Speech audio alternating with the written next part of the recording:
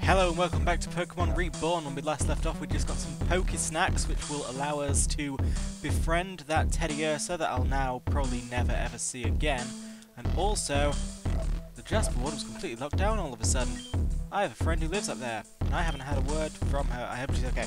Yeah, also, apparently I can use it to befriend that Pachirisu that's running around, but, west side. But I don't know if I'm ever going to see that Pachirisu again because I've forgotten which building it was in, and I'm not sure I can really be bothered to go and search every single building. Maybe I will when I'm recording, I don't know. I'm quite things to a public will, but either way, we are battling this person. There is a Spinnerack. I must say that even though there is a lot of trainer battles in this area, perhaps too many, at least there's a good variety of Pokemon. I'm not just seeing the same Mons over and over again. I get to see lots of different little critters. Apparently, even though there's been this big ecological disaster and Pokemon are really extinct, there's still a very good, nice variety of Pokemon to have at your disposal. And that is just super duper. I don't know how long it will be before I can catch all of these critters in the wild, but as I said on an early episode, you can catch almost every Pokemon in this game, so they're sure to be somewhere. Eventually, you will be able to capture all of them. Lord knows why they didn't just put that in straight away. I don't know how catching works, what logic behind all that is, but just what's going on right now. Say, I do like this trainer theme. I don't know if it's a remix of anything, but this bit in particular, it gets me going, it gets me in the mood for battle. See, Warrior is in the mood for battle, but I don't think he's got quite what it takes to deal with Rattata, and oh no, an unfortunate critical hit means that poor old Warrior's fainted. I promised him I'd do better by him, but I'm sure he doesn't mind that much. I'm sure he appreciates that it was a good fight. Ratty boy just sort of embarrassing Warrior a little bit there. Word! So that is that battle nicely over, and of course it is time for our good friend Cornelius to ascend to the realm of untold power that they were always meant to reach. So they're going to have a nice spin around. This is exactly how butterflies leave the cocoon in the wild. If you don't believe me, search it on YouTube, it's true. Caterpillars just spin around into cocoons and then into butterflies. That's how it goes. Where do you think you're going? Oh my gosh, that was a smash cut right into the next battle. I did not afford myself any time there. So yeah, essentially what's going on now is I'm exploring the city, because the place is so big. There are so many paths I haven't yet gone down. I just thought I'd have a little sneak down another path, and suddenly, battle! So, here I am, fighting this Sandshrew. Cornelius doesn't even need this experience. Cornelius should not be battling right now, but unfortunately I forgot to swap Cornelius out to something else. So Cornelius gets to be level 11 super duper early. Again, Astonish. Never use that move yourself. It's always just such a pain when the enemy uses it. Again. I want a Diglett. I like myself a good Diglett. Dugtrio. I've used Dugtrio online before. Dugtrio can be a beast. Growl will not save you now, my furry mole friend. There we go, come on. Warrior. Ascend. Not quite yet. I think you're going far. Well, you know what? That's literally the nicest thing anyone's ever said to me in this game so far. So maybe there is just a little bit of Pokemon spirit in this old game after all. But now that Cornelius is level 11, Warrior definitely has to get to level 10. We can't let old Warrior fall behind. How the mighty have fallen. So yeah, I found this building and now suddenly we're in a dark tunnel. There is just so much to this city. And again, so many trainer battles. It was at this point during recording that I was thinking, you know what? It has been ages now since the plot advanced. There is actually perhaps just too much trainer battlage. I mean, I suppose, you know, it serves as a good way to level up your team ready for the first gym without having to just grind that very initial tiny patch of grass or that old guy's garden. You know, you don't want to grind that to a gym, so I understand why all these trainer battles are here, but it's strange that we, you know, The game kicked off with a train bombing, a secret plot, torture, interrogation, this Armageddon, ecological disaster, and the plot has just stopped dead since then. We got all of this gritty darkness thrown at us at the beginning, and now it's still kind of gritty dark because all the trainers are sort of mean, but now it's just sort of Pokemon battle after Pokemon battle with no plot at all. Not that I'm complaining about there being a lower concentration of gritty darkness, it's just I'd quite like to see this series progress in some way, because right now it doesn't really feel like I'm progressing. My Pokemon's levels are getting higher, and I'm slowly exploring more of this massive city, but there's no sense of progression at the minute because there's no plot to follow as it stands. But the good news is that Warrior has ascended to level 10 and is now ready to learn Water Gun. And now that Warrior knows a move that is their own type and they get that good old STAB, they are going to be super powerful. Ratty Boy also getting to level 10, he gets to learn Bite, not quite as potent, especially not as potent as Hyper Fang, which they'll eventually learn. Ever since I lost my job at Uregu, my life's just been one hopeless loss after another. Oh dear, that's not good. I'ma kidnap you for ransom. Well, of course you are, that is...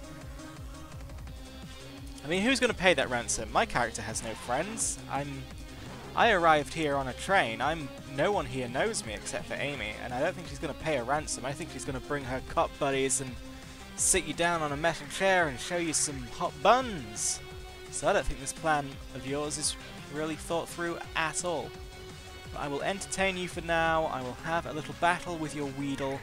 Unfortunately, that critical hit is the most impressive thing your Weedle is ever going to be able to do in its entire battling career, because Edible Fred is just a beast, and Edible Fred, you just can't stand that to Edible Fred. Edible Fred is ready for anything, okay? Absolutely no one is ever going to defeat Edible Fred, because the Bulbasaur line is just the best. Forget Mewtwo, Bulbasaur's the best Pokemon. Venonat, who was very obviously supposed to be the first form of Butterfree, and Venomoth supposed to be the final form of Caterpie. It's obvious just by looking at the two Pokemon that some sort of dire mistake was made at some point, and rather than fix it, everyone just sort of stayed quiet about it. We're just gonna not mention this for fear of embarrassing someone, and we're just gonna get through like 20 years of franchise. No, get back in the bag. You tried to put me in a bag. That was not a good plan. But there you go. I have found a super potion, and now this tunnel. There's nothing really. It's not really a tunnel so much as a room with no lights in it. So now my team's all evened out again. It's time for Ratty Boy to get to level 11. In terms of, it's going to sound very strange, but when Mummy says I'm never supposed to go to the other side of the tracks. Oh, that's good, Mummy. But when I am leveling up my Pokemon, I'm trying to keep them all at the same level, the way I determine the next one to level up is the one I think is currently the weakest. And because Warrior just got Water Gun, I think that's going to make Warrior quite strong, quite robust, give them quite some offensive capability, whereas poor old Ratty Boy can only use Tackle still. I mean, he's got Bite, but there's no STAB on Bite, so unless I encounter a Psychic type or a whatever, I don't know what's with the other kid. Whatever Dark type is strong against, aside from that, I can't even remember anymore. Ah, my Pokemon knowledge is slipping. It's been too long since I played a real Pokemon game. I think the last time I played a game was early 2004. 2014 even. I'm not that bad. But, God, what is Dark strong against? Psychic. Ghost. Maybe just those two things. Huh? But my Zigzagoon is highest level. I'm afraid there's another 0 on the end of that number. They must have been reading the Pokemon manual, had their thumb on the edge of the page. Check out the most powerful Patrat in the world. Okay, I'll check out the most powerful Patrat in the world. Let's see what you've got for me, youngster Jimmy. That, I will concede, is the most powerful Patrat in the world. Unfortunately, Ratty Boy is just going to eat it for breakfast because Ratty Boy is just a savage freak who eats Patrats for breakfast. I've tried to make him stop, but he just won't. Anyway, there we go. What? But my Patrat is best Patrat. So you can see now my team, you know, we're starting to flesh it out. It's starting to become quite strong. We're starting to steamroll over these trainer battles quite a bit. So I don't know if that's just the name of the game or if indeed the fights in turn are going to become more spare some change, more difficult. Well, I would love to spare you some change. I have no problems with sparing change to those in need, but apparently Huffbuh here is just going to fight you. Huffbuh's just going to see your Oddish and just scratch it up, and then they're going to realise that Panpour versus Oddish is not the best type matchup. Especially when this happens. Whajam. So it's time to swap Warrior out. And you'll notice I was planning to swap Warrior out by planting that Leer there, which turned out to be the most useless thing ever because I'm going in with Rubik, who's using Gust, which is a special attack, which is not affected by the Pokemon's defense. So lowering its defense with Leer was literally worthless. I don't claim to be the most incredible trainer the world's ever seen. In fact, I'm pretty low to middling. Change spared. When I was seriously, you know, on Pokemon Showdown and Pokemon Shoddy Battle, you know, all those things, I did not win most of my matches. Well, look who it is. If it ain't the sniveling little dwarf from the Grand Hall. I suppose you want the Pokemon you bought, huh? Then I'll tell you what. I'll sell it to you for another 500. What do you say? Let us know if you change your mind. I do not want to give this person more money. You see, I was having a little crisis there. Whoa! See, no, hey, the reason I was going so quickly then is just I was so anxious because give me my damn Pokemon, and then I realised, oh yeah, I need to read. So, why do I give it to you? Here, curious who we is? Come on out. Surprise! Hey there, friend. How you doing? Always appreciate your business. Love the money you gave us. 1,000 Pokemoney? Not bad. And the best part is, we don't even have to give you the Pokemon. Here, not unless you think you could beat both of us. Well, it just so happens that I think I can beat both of you. There we go. These sprites are well done, actually. They really do look like they'd fit in Gen 3. A good old Fletchling and Clauncher. It was just by the look of the draw that I had the Pokemon out that I have, actually, because Warrior is just going to make short work of Clauncher. And while... Warrior is going to deal alright with Fletchling. Edible Fred is going to make short work of Clauncher, because Clauncher is Water type. Bam, Edible Fred's got it. Fletchling, unfortunately, is only a normal type. It only turns into a higher type when it evolves into Fletchinder, and later Talonflame, which might well be the coolest name for a Pokemon ever, but also in a way the most lazy name for a Pokemon ever. But either way, Edible Fred's got this in the bag, and Warrior is pretty tough. I'm sure he'll do just fine with this little Robin. If it is indeed supposed to be a Robin. There you go.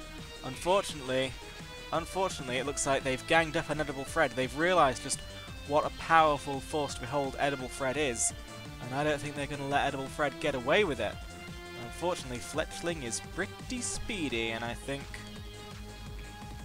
There you go, poor old Edible Fred. It took 2 Pokemon ganging up on it to beat Edible Fred. That's how powerful my good old Edible Fred truly is. Now it's time for Rubik to sneak in and get some free experience points, because why not? There you go, Warrior becoming a tough little badass. Huh? You what? Maybe this has gone far enough already. I think you meant far enough. You know, we still ain't giving you nothing. Ugh, just stop. This is too much. You ain't chickening out on me now, are you? How can you do this to me? Just give him the Pokemon already. The truth is, bud, I can't. What? What are you talking about?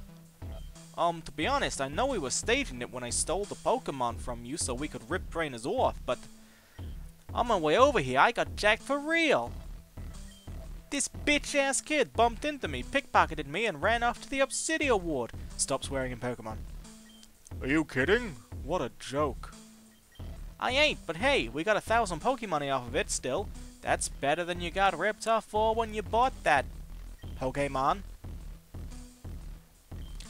We did it. Could have done it again too if it weren't for that punk. But hey, 1,000 Pokemoney ain't bad, right, buddy? I'm throwing in the towel. Let's scram. Alright. That's the end of that. I've solved the mystery of my stolen Pokemon, and I still don't have a Pokemon to show for it, so I guess at some point I need to go to the Obsidian Ward and finally claim what is mine. Thank you for watching. I will see you later.